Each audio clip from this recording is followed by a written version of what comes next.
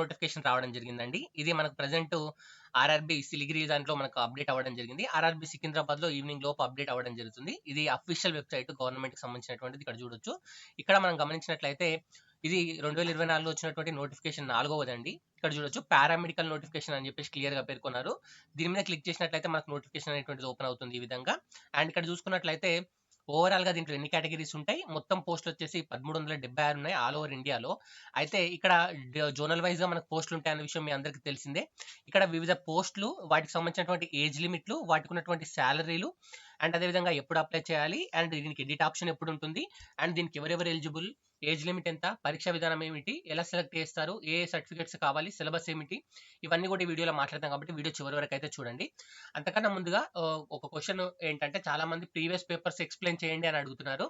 So ALP, NTPC, group D papers అన్ని explain చేయమని అడుగుతున్నారు. జిఎస్లో ఒక బిట్తో పాటు మీరు చాలా బిట్స్ చెప్తారు సార్, బిట్తో పాటు దానికి రిలేటెడ్ బిట్స్ కూడా చెప్తారు కాబట్టి ఎక్స్ప్లెయిన్ చేయండి అడుగుతున్నారు. సో ఎక్స్ప్లెయిన్ చేయాలా వద్దా అని చాలా మంది అంటే చేయాలా వద్దా అనేటువంటి క్వశ్చన్ చాలా మంది అడుగుతున్నారు. కాబట్టి ఒకసారి మీకు ఎక్స్ప్లెయిన్ చేయాలా లేదా అనేటువంటి నా కామెంట్ బాక్స్లో తెలపండి. వన్స్ చాలా మంది ఎక్స్ప్లెయిన్ చేయాలి అంటే నెక్స్ట్ వీడియోస్లలో ఒక బిట్తో పాటు రిలేటెడ్ బిట్స్తో కూడినటువంటి బిట్స్ ఎక్స్ప్లెయిన్ చేస్తూ అన్ని పేపర్లు కూడా అంటే ALP, NTPC, group D papers, paramedical అన్ని కూడా ఎక్స్ప్లెయిన్ చేస్తాం కాబట్టి సో మీరు ఎక్స్ప్లెయిన్ చేయాలా వద్దనేటువంటి నా కామెంట్ బాక్స్లో తెలపండి.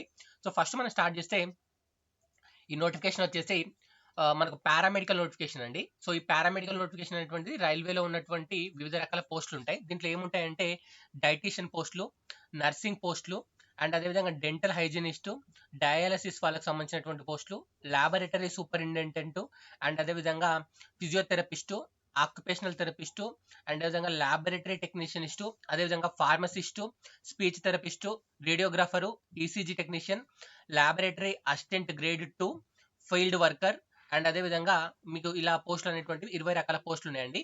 ఇక్కడ మెడికల్ స్టాండర్డ్స్ ఉంటే గుర్తుపెట్టుకోండి. సో నాకు కొద్దిగా కోల్డ్ వల్ల వాయిస్ కొద్దిగా అలా ఉంది, కొద్దిగా అర్థం చేసుకోండి. ఓకే, సో ఇక్కడ మెడికల్ స్టాండర్డ్ ఇంపార్టెంట్ అండి.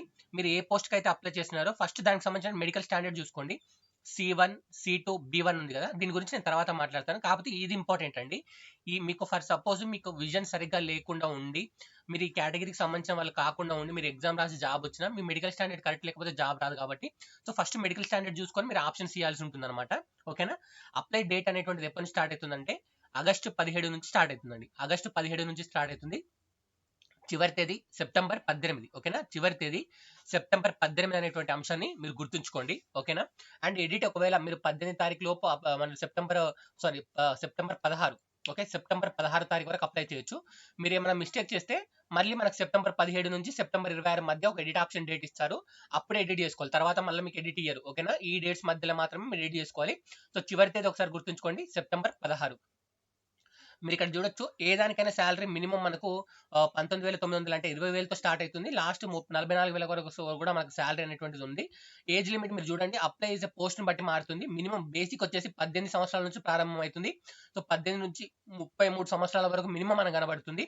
అండ్ ఇక్కడ పోస్ట్ కూడా మీరు గమనించుకున్నట్లయితే ఫార్మసిస్ట్ 246 పోస్టులు ఉన్నాయి, ల్యాబొరేటరీ అసిస్టెంట్ గ్రేడ్ 2 94 ఉన్నాయి, అండ్ అదేవిధంగా హెల్త్ మలేరియా ఇన్స్పెక్టర్ వచ్చేసి 126 ఉన్నాయి, నర్సింగ్ సూపరింటెండెంట్ 713 ఉన్నాయి. మిగతా పోస్టులు జర తక్కువ ఉన్నాయి, అవి మీరు ఏరియాని బట్టి అప్లై చేసుకోవాల్సి ఉంటుంది.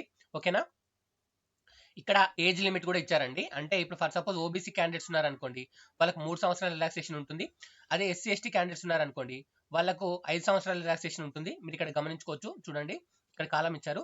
ఎస్సీ ఎస్టీ వాళ్ళకైతే 5 సంవత్సరాలు, ఓబీసీ వాళ్ళకైతే 3 సంవత్సరాలు, ఎక్సర్విస్మెన్ వాళ్ళకైతే ఇక్కడ ఈ విధంగా ఇచ్చారు, వాళ్ళకి రిలాక్సేషన్ ఈ విధంగా ఉంటుందని.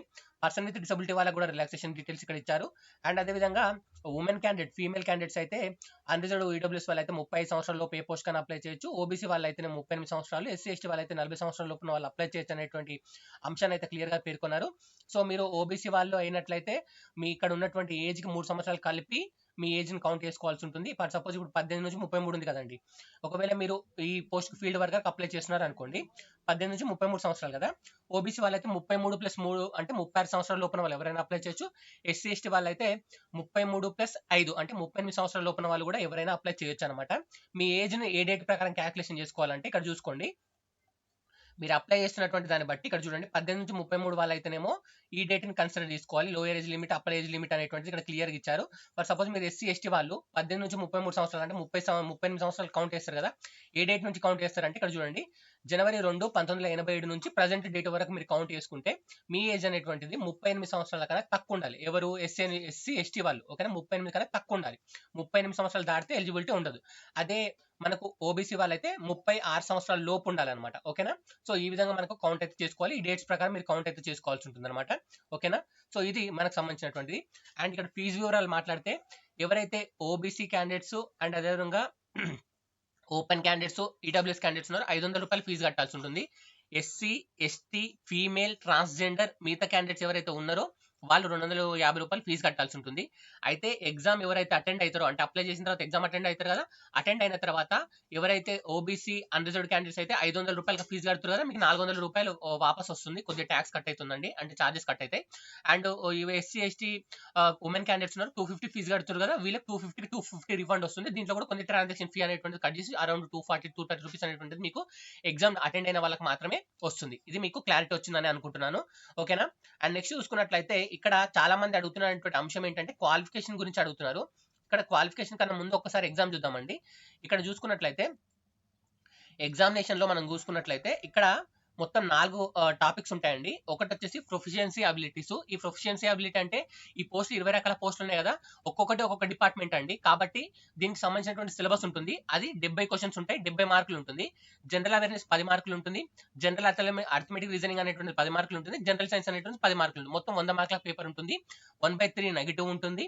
నెగిటివ్ ఉంటుందండి, అంటే మీరు ప్రతి 3 మార్కులకి 3 తప్పు చేసిన దానికి 1 మార్క్ కట్ చేస్తారు. అంటే 0.33 నెగిటివ్ అనేటువంటిది ఉంటుంది. ప్రతి క్వశ్చన్ కు 0.33 అనేటువంటి నెగిటివ్ ఉండడం జరుగుతుంది, ఓకేనా. అండ్ ఇక్కడ 100 మార్కులకు ఎగ్జామినేషన్ ఉంటుంది. 90 నిమిషాల సమయం అనేటువంటిది మీకు ఇవ్వడం జరుగుతుంది అయితే క్లియర్ గా చెప్పడం జరిగింది. సో ఇదైతే అంశాన్ని గుర్తుపెట్టుకోండి. అండ్ నెక్స్ట్ ఇక్కడ మిగతా ప్రాసెస్ అంతా కూడా ఇక్కడ క్లియర్ గా ఇచ్చారు చూడండి. ఒకటి సిబిటీ ఉంటుంది, దీని తర్వాత మనకి శాట్ లిస్ట్ చేస్తారు, తర్వాత డివి అనేటువంటిది ఉంటుంది. ఎలా అప్లై చేయాలి ఇదంతా కూడా క్లియర్ గా ఇచ్చారు చూడండి. ఇక్కడ ఫోటో సిగ్నేచర్ సంబంధించినటువంటి డీటెయిల్స్ కూడా ఇచ్చారు. క్లియర్ గా చూసుకొని జాగ్రత్తగా అప్లై చేయండి ఒకసారి. అయితే ఇక్కడ చాలా మంది అడుగుతున్నది క్వాలిఫికేషన్ కదండి. క్వాలిఫికేషన్ గురించి ఒకసారి చూద్దాం. ఇక్కడ చూడండి, ఇక్కడ కంప్యూటర్ బేస్డ్ వెరిఫికేషన్ డివి అంటే ఇక్కడ షార్ట్ ఫామ్స్ ఇచ్చారు కదా, దానికి తెలియకపోతే ఏంటి అనేటువంటి అర్థాన్ని అయితే ఇక్కడ ఇచ్చారు. ఇక్కడ చూడొచ్చు, ఒక్కొక్క దాని గురించి నేను మాట్లాడతాను. కొద్ది వీడియో లెంతీగా ఉంది, దయచేసి చివరి వరకు అయితే చూడండి. ఇక్కడ చూడండి, నర్సింగ్ సూపరింటెండెంట్ అండి, ఇది లెవెల్ 7 ఉద్యోగము. 44,900 అంటే ఆల్మోస్ట్ 45,000తో శాలరీ స్టార్ట్ అవుతుంది. C1 మెడికల్ స్టాండర్డ్ ఉండాలి. Lower age 20, upper age 43. ఇక్కడ విజువల్ ఇంపేర్ వాళ్ళు అప్లై చేయొచ్చు అంటే లేదు. హియరింగ్ ఇంపేర్ వాళ్ళకి అప్లై చేయొచ్చు అంటే లేదు. లోకోమోటివ్ డిసబిలిటీలో ఓఎల్ వాళ్ళు కానీ ఏఏవి కానీ అప్లై చేయొచ్చు. ఓఎల్ అంటే ఏంటి, ఏఏవి అంటే ఏంటి అనేటువంటిది ఎవరైతే పీడబ్ల్యూడి క్యాండిడేట్ ఉన్నారో వాళ్ళు, ఎల్డీ వాళ్ళు ఉన్నారంటే లోకోమోటివ్ డిసబిలిటీ ఉన్నారో వాళ్ళకి తెలుసు. మీకు దీని అర్థాలు కూడా తెలియాలంటే వీడియోలో నేను చెప్తాను, జర వెయిట్ చేయండి, ఓకేనా. సో దీనికి నర్సింగ్ సూపరింటెండెంట్ అప్లై చేయాలంటే ఏంటంటే సర్టిఫికేట్ ఉండాలండి. రిజిస్టర్ నర్స్ మిడ్ వైఫ్ గా 3 years కోర్స్ చేసినట్టు ఉండాలి, ఓకేనా. అది నర్సింగ్ కౌన్సిల్ వాళ్ళతో ఇచ్చినట్టు ఉండాలి, లేదా బీఎస్సీ నర్సింగ్ చేసి ఉండాలి అనమాట, ఓకేనా. సో దీనికి సంబంధించినటువంటి క్వాలిఫికేషన్ అనేటువంటి ఉండాలి. అదే కార్డియాక్ టెక్నీషియన్ అండి, సో ఇంటర్మీడియట్ సైన్స్ ఉండాలి. దాంతో పాటు డిప్లొమా ఇన్ ల్యాబ్ ఇన్వెస్టిగేషన్ అనేటువంటి దాని మీద, అదే లేదా ఈసీజీ మీద, లేదా హాల్టర్ మీద, లేదా టీఎంటీ మీద దీనికి సంబంధించినటువంటి కోడ్ అనేటువంటి ఉండాలి, అంటే సర్టిఫికేట్ ఉండాలి. దాంతో పాటు ఎకో కార్డియోగ్రఫీ మీద ఒక ట్రైనింగ్ చేసుకున్నట్టు వాళ్ళకి ఒక సర్టిఫికేట్ అనేటువంటి మనం ప్రొవైడ్ చేయాలి. ఇది కార్డియాక్ టెక్నీషియన్ కి సంబంధించినటువంటిది. క్లినికల్ సైకాలజిస్ట్ అండి, సో వీళ్ళకు మాస్టర్స్ డిగ్రీ ఇన్ సైకాలజీ కానీ సోషల్ సైకాలజీ కానీ ఉండాలని అయితే క్లియర్ గా చెప్పడం జరిగిందండి. సో ఇక్కడ ఇంకా ఏజ్ గురించి ఇవన్నీ మీరు ఒకసారి చూసుకోండి. ఈసీజీ వాళ్ళకు కూడా 10+2 ఇంటర్ తర్వాత ఈసీజీకి సంబంధించినటువంటి డిప్లొమా సర్టిఫికేట్ ఉంటుందండి. సో లాబొరేటరీ టెక్నాలజీ, కార్డియాలజీకి సంబంధించినటువంటి టెక్నీషియన్ సంబంధించిన సర్టిఫికేట్ ఉంటుంది. దానికి సంబంధించినటువంటిది ఇక్కడ ఉండాలని చెప్పారు.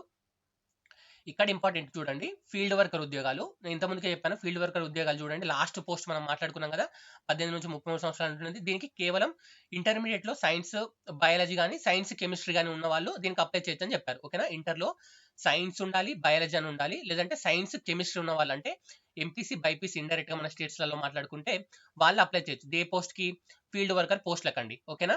సో శాలరీ ఎంత అంటే 20,000తో స్టార్ట్ అవుతుంది. అంటే మనకు అలవెన్సెస్, డిఏపీ ఇవన్నీ ఉంటాయి. సో అవన్నీ తర్వాత మాట్లాడుకోవచ్చు. ఏజ్ వచ్చేసి 18 నుంచి 33 సంవత్సరాలు. రిలాక్సేషన్ గురించి ఆల్రెడీ మనం మాట్లాడుకున్నాము, ఓకేనా. సో నెక్స్ట్ చూసుకున్నట్లయితే హెల్త్ మలేరియా ఇన్స్పెక్టర్ అండి. సో బీఎస్సీ చదివి ఉండి కెమిస్ట్రీ మెయిన్ సబ్జెక్ట్ గా ఉండాలని అయితే చెప్పడం జరిగింది. దానితో పాటుగా 1 ఇయర్ డిప్లొమా హెల్త్ ఇన్స్పెక్టర్ గా మనకు ఒక సర్టిఫికేట్ ఉంటుందండి. 1 ఇయర్ డిప్లొమా అదైనా చేసి ఉండాలి. లేదంటే 1 ఇయర్ ఎన్టీసీ వాళ్ళకి సంబంధించినటువంటి హెల్త్ శానిటరీకి సంబంధించినటువంటి సర్టిఫికేట్ కోర్సు చేసిన వాళ్ళు మాత్రమే దీనికి అప్లై చేయొచ్చు. ఓకేనా? సో బీఎస్సీ చేసి ఉండాలి కెమిస్ట్రీ మెయిన్ సబ్జెక్ట్ గా. దాంతో పాటుగా మనకు ఒక సర్టిఫికేట్ ఉండాలి. ఏది? మనకు డిప్లొమా ఇన్ హెల్త్ కానీ, డిప్లొమా ఇన్ శానిటరీ ఇన్స్పెక్టర్ గా కానీ, లేదంటే ఎన్టీసీ వాళ్ళ నుంచి అప్రూవ్డ్ అయినటువంటి శానిటరీ ఇన్స్పెక్టర్ సర్టిఫికేట్ ఉన్న వాళ్ళు మాత్రమే దీనికి అప్లై చేయొచ్చు. ఇది ఒక విషయాన్ని గుర్తుంచుకోండి. నెక్స్ట్ చూసినట్లయితే లాబొరేటరీ అసిస్టెంట్ గ్రేడ్ 3 అండి.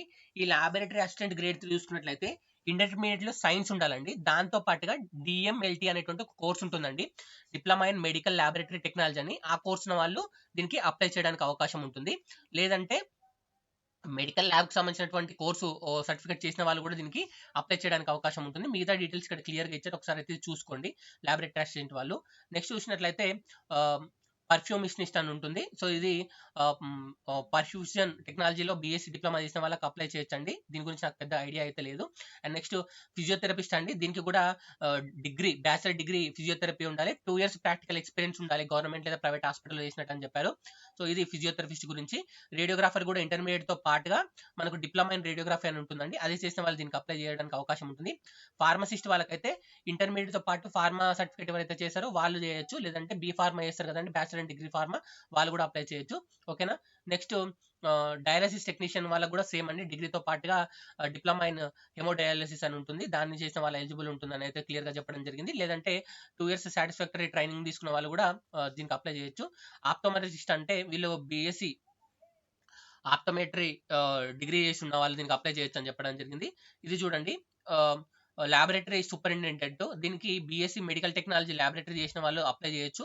లేదంటే మైక్రోబయాలజీ, బీఎస్సీ మైక్రోకెమిస్ట్రీ కానీ, మైక్రోబయాలజీ కానీ, లైఫ్ సైన్స్ కానీ, బీఎస్సీలో మనకు కెమిస్ట్రీ కానీ, బయాలజీ కానీ మెయిన్ స్ట్రీమ్ ఉన్న వాళ్ళు కూడా దీనికి అప్లై చేయొచ్చు అని అయితే చెప్పడం జరిగింది అనమాట. ఓకేనా? నెక్స్ట్ చూసుకున్నట్లయితే డిఎంఎల్టీ వాళ్ళు కూడా దీనికి అప్లై చేయొచ్చు. నెక్స్ట్ డెంటల్ హైజినిస్ట్ వాళ్ళు అనే వాళ్ళు దీనికి చూసుకున్నట్లయితే డిగ్రీ ఉండాలి సైన్స్ లో, తర్వాత డిప్లొమా సర్టిఫికేట్ కూడా ఉండాలి. అదేవిధంగా డెంటల్ హైజినిస్ట్ గా గవర్నమెంట్ ఆఫ్ ఇండియాతో రిజిస్టర్ అయి ఉండాలి. 2 ఇయర్స్ ఎక్స్పీరియన్స్ ఉండాలి. ఇవన్నీ ఉన్న వాళ్ళు దీనికి అప్లై చేయడానికి అవకాశం ఉంటుంది. డైటీషియన్ బీఎస్సీలో సైన్స్ చేసి ఉండి పోస్ట్ పీజీ ఏదైతే ఉందో, పీజీ అనేటువంటిది డైటీషియన్ లో చేసిన వాళ్ళు ఎవరైతే ఉన్నారో వాళ్ళు అప్లై చేయొచ్చు. నెక్స్ట్ చూసినట్లయితే cat laboratory technician, so BSc diploma cardiac lab చేసిన వాళ్ళు ఉండాలి. నెక్స్ట్ ఆక్యుపెన్షనల్ థెరపిస్ట్, దీనికి ఇంటర్మీడియట్ తో పాటు ఆక్యుపెన్షనల్ లో థెరపీకి సంబంధించినటువంటి డిప్లొమా ఉండాలి. నెక్స్ట్ చూసినట్లయితే స్పీచ్ థెరపిస్ట్ అండ్ అదేవిధంగా ఆడియాలజిస్ట్, ఈ రెండింటికి కూడా వాటికి సంబంధించినటువంటి డిప్లొమా కోర్సులు కానీ, లేదంటే దానికి సంబంధించినటువంటి సర్టిఫికేట్ కోర్స్ అయినా కానీ చేసి ఉండాలని చెప్పడం జరిగింది. అయితే దీంట్లో మనం చూసుకున్నట్లయితే ఇంటర్మీడియట్ పైన ఉన్నటువంటి పోస్ట్ ఒకటి కనబడుతుందండి, కేవలం ఇది ఫీల్డ్ వర్క్ అనేటువంటి ఉద్యోగాలు మాత్రమే దీంట్లో ప్రజెంట్ ఇంటర్మీడియట్ పైన ఉన్నాయి. మిగతా దేనికి సంబంధించిన దానికి స్పెషలైజేషన్ చేసిన వాటిగా మనకు చెప్పడం జరిగింది. అండ్ అదేవిధంగా ఇంకొక పోస్ట్ మనం చూసుకున్నట్లయితే ఇక్కడ లాబొరేటరీ అసిస్టెంట్ ఉద్యోగాలు, లాబొరేటరీ కాదు, ఇక్కడ ఒక నిమిషం అండి, ఇక్కడ ఒక పోస్ట్ ఉంది డిగ్రీ పైన, ఆ పోస్ట్ కూడా మనకు అవకాశం అయితే ఉందండి. ఈ పోస్ట్ మనకు ఇది లాబొరేటరీ సూపరింటెండెంట్ ఉంది కదా, దీంట్లో కూడా మనకు బీఎస్సీ మైక్రోబయాలజీ కానీ, లేదంటే బయోకెమిస్ట్రీ కానీ, లేదంటే లైఫ్ సైన్స్ కానీ, BSc with chemistry and biology main stream ఉన్న వాళ్ళు కూడా దీనికి అప్లై చేయొచ్చు అని అయితే చెప్పడం జరిగింది. ఈ పోస్ట్ ఒకసారి అయితే చూసుకోండి. అండ్ బీఎస్సీ కెమిస్ట్రీ, ఓకేనా, కెమిస్ట్రీ విత్ బయాలజీ అండి, కెమిస్ట్రీ బయాలజీ కానీ, అంటే మైక్రోబయాలజీ కానీ అండ్ లైఫ్ సైన్స్ కానీ ఉన్న వాళ్ళు దీనికి అప్లై చేయడానికి ఉండడం జరుగుతుందని అయితే చెప్పడం జరిగింది. ఇవి మనకు ఉన్నటువంటి పోస్టులు. అండ్ ఇక్కడ మళ్ళీ జోనల్ వైజ్ గా పోస్టులు ఉంటాయండి, అహ్మదాబాద్, ప్రయాగ్రాజ్, ఈ విధంగా ఉన్నటువంటి పోస్టులు ఉన్నాయి. ఇక్కడ మనం ఓన్లీ సికింద్రాబాద్ గురించి మాట్లాడతాను, మిగతా జోన్లు మీరు కావాలంటే చూసుకొని అప్లై చేయొచ్చు. మిగతా జోన్లో కూడా మనం రాసుకోవడానికి అవకాశం అయితే ఉంటుందండి. పేపర్ తెలుగులో కూడా ఉంటుంది, ఎగ్జామ్ లాంగ్వేజ్ అనేటువంటిది చాలా మంది మళ్ళీ తెలుగులో ఉంటుందా లేదని అడుగుతున్నారు, అది కూడా మీరు చూసుకోవచ్చు.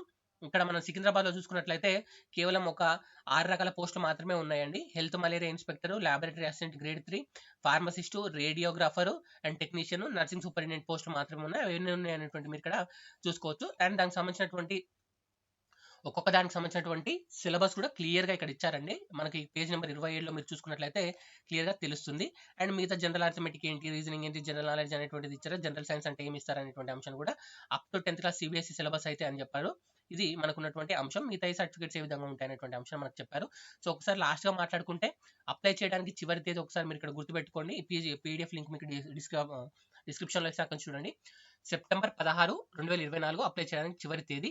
సో ఫ్రెండ్స్, ఇది వీడియోలో మీరు ఏ ఎగ్జామ్కి ప్రిపేర్ అవుతున్నారు రైల్వేలో దాని గురించి కామెంట్ చేయండి.